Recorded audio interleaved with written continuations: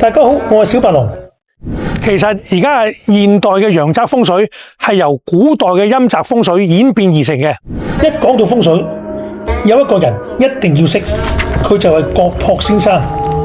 佢生於西晉，公元276年。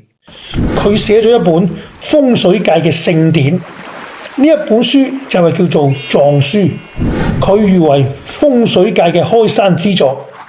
之後到咗元朝，有學者叫做王醫，佢喺佢嘅《青岩松錄》裏邊講過：宅地以藏，其術本於晉郭璞。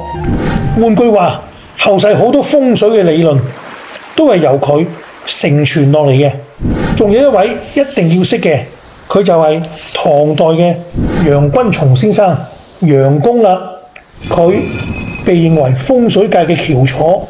如果你真係想研究風水命理嘅，佢嘅書一定要睇。不過記住，古書係唔可以讀死書㗎。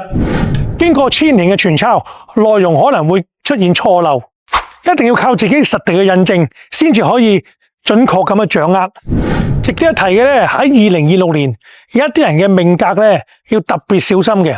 如果你想知道自己嘅流年運勢應該要點樣調整，歡迎嚟揾我攞啲意見，幫你化解難題。關注我，我係小白龍，我用我嘅玄學知識，希望成為你嘅人生明燈。